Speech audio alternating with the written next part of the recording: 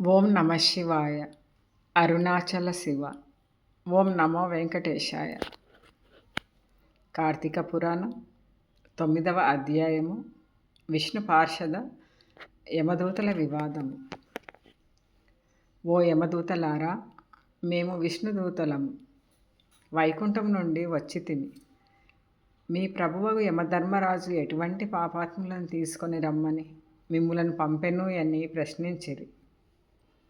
అందుకు జవాబుగా యమదూతలు, విష్ణుదూతలారా, మానవుడు చేయు పాపపుణ్యాలను సూర్యుడు, చంద్రుడు, భూదేవి, ఆకాశము, ధనంజయాది వాయువులు రాత్రింబవళ్ళు సంధ్యాకాలం సాక్షులుగా ఉండి ప్రతిదినం మా ప్రభువు కడకు వచ్చి విన్నవించుచుందురు.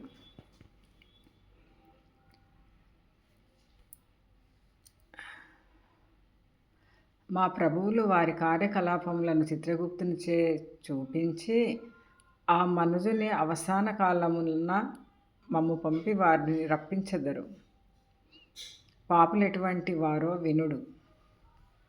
వేదోక్త సదాచారములు విడిచి వేదశాస్త్రములు నిందించు వారును, గోహత్య, బ్రహ్మహత్యాది మహాపాపములు చేసిన వారు, పరస్త్రీలను కామించిన వారును, పరాన్నభుక్తులు, తల్లిదండ్రులను, గురువులను, బంధువులను, కులవృత్తిని తిట్టి హింసించు వారును, జీవహింస చేయువారును, దొంగ పద్ధతులతో వడ్డీలు పెంచి ప్రజలను పీడించువారును, జారత్వము చోరత్వంచే భ్రష్టులకు వారును, ఇతరుల ఆస్తిని స్వాహా చేయువారును, చేసిన మేలు మరచిన కృతజ్ఞులను, పెండిళ్ళు శుభకార్యములు జరగనివ్వక అడ్డు తగిలేవారును పాపాత్ములు. వారు మరణించగానే తన కడకు తీసుకువచ్చి నరకమందు పడద్రోసి దండింపుడని మా యమధర్మరాజు గారి ఆజ్ఞ.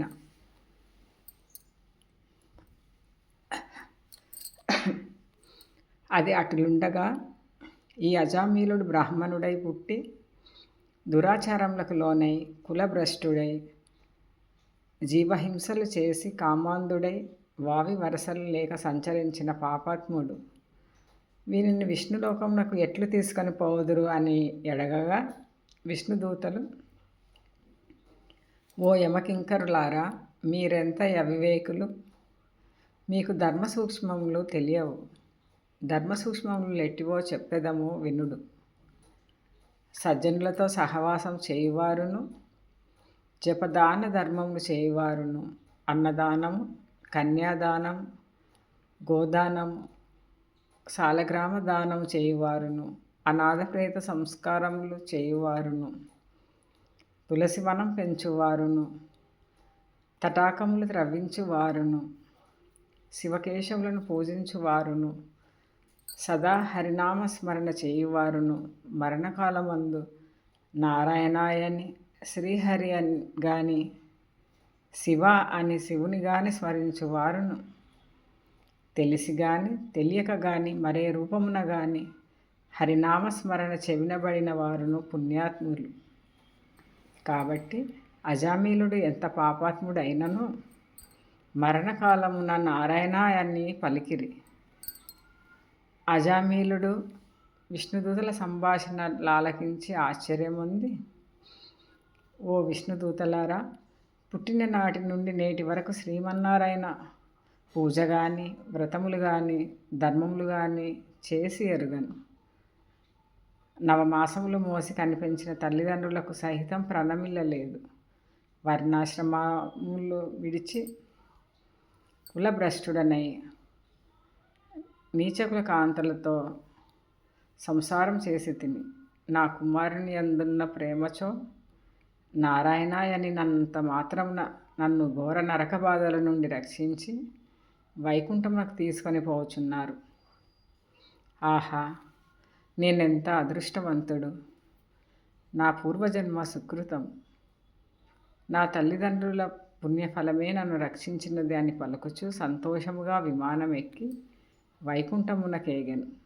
కావున ఓ జనక చక్రవర్తి, తెలిసి గాని తెలియక గాని నిప్పును ముట్టిన నెటుల బొబ్బలెక్కి బాధ కలిగించునో అటులనే శ్రీహరిని స్మరించిన ఎడల సకల పాపములను నశించి మోక్షమును అందెదరు. ఇది ముమ్మాటికి నిజం. ఇట్లు స్కాంద పురాణాంతర్గత వశిష్ఠ ప్రోక్త కార్తీక మహత్యమందలి 9వ అధ్యాయము 9వ రోజు పారాయణము సమాప్తము. సర్వే జన సుఖినో భవంతు. లోకా సమస్త సుఖినో భవంతు. శివార్పణం.